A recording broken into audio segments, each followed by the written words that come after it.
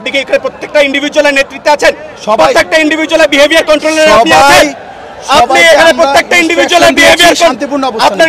প্রধান বিচারপতি এই মাত্র পদত্যাগ করেছেন, কিন্তু পদত্যাগ করার পরে কোন দিক দিয়ে কোথায় পালিয়ে গেলেন তাকে আর খুঁজে পাওয়া যাচ্ছে না প্রিয় দর্শক।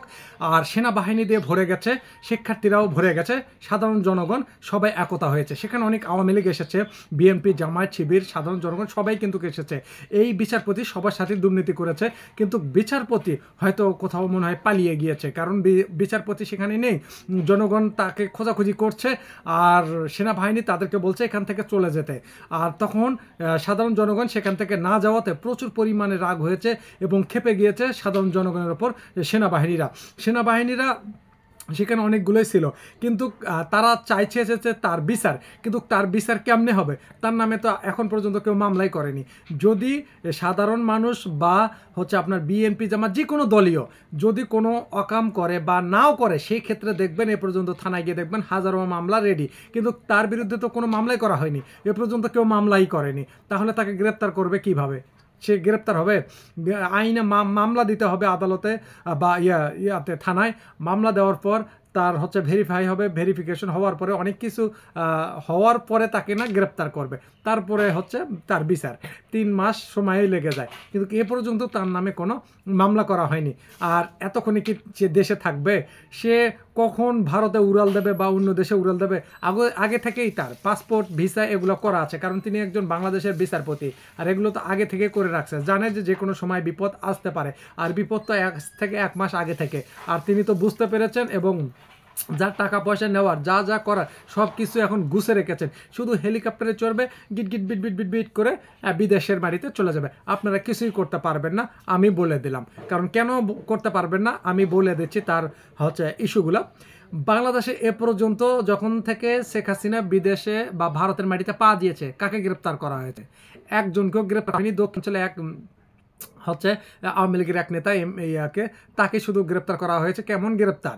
তাকে পুলিশ প্রশাসন নিয়ে যা হেফাজতে রেখেছে, কারণ তার উপর হামলা করা হয়েছিল, তার বাসা আগুন লাগিয়ে দেওয়া হয়েছিল।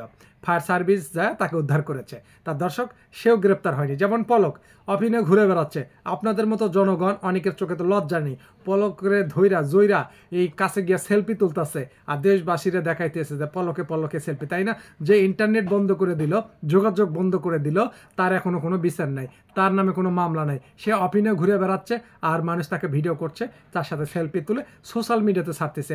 পলক ইন্টারনেট বন্ধ করে দেওয়ার জন্য অনেক মানুষ নিউজ দেখতে পায়নি এবং সে আন্দোলনে যোগদান করতে পারেনি, যার কারণে আজকে অনেক মানুষ মারা পড়েছে এবং জেল খেটেছে। আর সেই পলক আজকে ঘুরে বেড়াচ্ছে, তাই এখন পর্যন্ত তার মামলা হয়নি। তা দর্শক, আওয়ামী লীগের কোনো নেতার নামে না হয়েছে কোনো মামলা, না হবে কোনো জেল, না হবে কোনো জরিমানা। কারণ শুধু সবাই বিচার চায়, কিন্তু বিচার করতে গেলে তার নামে মামলা করতে হবে। সে মামলা কয়জনে করেছে? এখন পর্যন্ত তাদের নামে কেউ মামলা করেনি। আর এই বিচারপতি ইনি তো রিজাইন দিয়ে পালিয়েছে, আর যে কোনো সময় বিদেশে উড়াল দেবে হেলিকপ্টারে, কারণ যে টাকা আছে ওনার, উনি নিজস্ব প্রাইভেট হেলিকপ্টার ভাড়া করে তিনি বিদেশের মাটিতে পা দেবে। তার কিছুই করতে পারবেন না, কারণ আপনারা যে চিল্লাচিল্লি করতেছেন, এই চিল্লাচিল্লির কোনো ফায়দা নাই। কারণ যতক্ষণ তার উপরে মামলা না করা হয়েছে, তাকে মামলা করতে হবে, পুলিশ সাথে নিয়ে যেতে হবে, তাকে গ্রেপ্তার করে দিতে হবে এবং তাকে নিজে ধরে আইনের কাছে নিয়ে সোপর্দ করতে হবে। এগুলো আপনারা কিছুই করেননি আর কিছুই হবে না দর্শক। আর এইদিকে তারা এই বিচারপতি শুধু সাধারণ জনগণের সাথে বেইমানি করেনি, বেইমানি করেছে আওয়ামী লীগের অনেক নেতাকর্মীর সাথেও বেইমানি করেছে। তারপর এর নির্দেশে বাংলাদেশের কয়েকশো মানুষ মারা পড়েছে, হাজারো মানুষ গ্রেপ্তার হয়েছে, হাজার মানুষকে রিমান্ড দিয়েছে, মন গড়া আইন তৈরি করে মানুষকে বিভ্রান্তিতে ফেলেছে।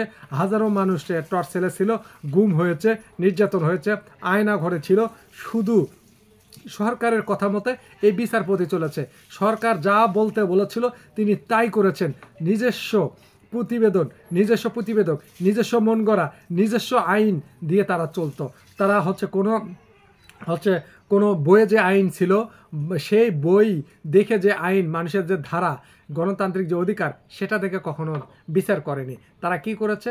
তারা ক্ষমতার প্রয়োগ দেখাচ্ছে, ক্ষমতার বল। এই ক্ষমতা দিয়ে মানুষকে নিশ্চিহ্ন করতে চেয়েছে, আর আজকে তারাই নিশ্চিহ্ন হতে চলেছে। তা দর্শক, জনগণ একটা রিকোয়েস্ট করেছে, আসিফ নজরুল স্যার কোনো কিছু ভাঙচুর করতে নিষেধ করেছে, সবাইকে সতর্কও থাকতে বলেছে, যেহেতু অনেক শত্রু হয়েছে আশেপাশে। আর যদি বিচারপতি আপনাদের কাছে ভালো মনে হয় তাহলে কমেন্ট বক্সে লিখে জানাবেন, তার যাতে কোনো সাজা হয় না। যদি তিনি ভালো করে থাকে, আওয়ামী লীগ হোক, বিএনপি হোক, যে কোনো দল হোক, আর সাধারণ জনগণ হোক, এটা আপনারা কমেন্ট করে জানাবেন। আর তিনি যদি কোনো অন্যায় করে থাকে বা কোনো দোষ করে থাকে, সেটা কমেন্ট বক্সে লিখে জানাবেন। কারণ বাংলাদেশে ঊর্ধ্বতন কর্মকর্তা যতগুলো লোক আছে, সবার বিষয় সবাই কিন্তু জানে না। এই বিচারপতির নাম হচ্ছে ওবায়দুল হাসান, ওবায়দুল কাদেরের হচ্ছে মিতা, অর্থাৎ ওবায়দুল কাদেরের হয় ইনি দোস্ত। ওই জন্য ওবায়দুল কাদেরের সাথে মিল রেখে যা যা করতে বলেছিলেন তাই করেছে। সমাজকে ধ্বংস করেছে, ডুবে দিয়েছে, বাংলাদেশের মানুষকে অচিরে পাখির মতো গুলি করে মেরেছে। এর নির্দেশে, এই বিচারপতির নির্দেশে বাংলাদেশে অনেক আওয়ামী লীগ ভাত পায়নি, না খেয়েছিল, ঘুমাতে পারেনি, কারাগারে গিয়েছিল, জেল হয়েছে, ফাঁসি হয়েছে, তা অনেক মামলা খেয়েছে এই বিচারপতির কারণে। তাই সবারই উদ্দেশ্য বলছে, সবাই ভালো থাকার চেষ্টা করবেন, দেশকে ভালো রাখবেন। আর যেই দলই হোক না কেন, সব কিছু ভুলে গিয়ে সবাইকে ভালোবাসবেন। আর যারা অপরাধ করেছে তাদেরকে অবশ্যই আইনের আওতায় নিতে হবে। এবং জোর দাবি জানাচ্ছি, সবাই আন্দোলন করবেন এবং সবাই ভালোভাবে থাকার চেষ্টা করবেন। আর আবারও দেখা হবে নতুন কোনো ভিডিওতে। আল্লাহ হাফেজ।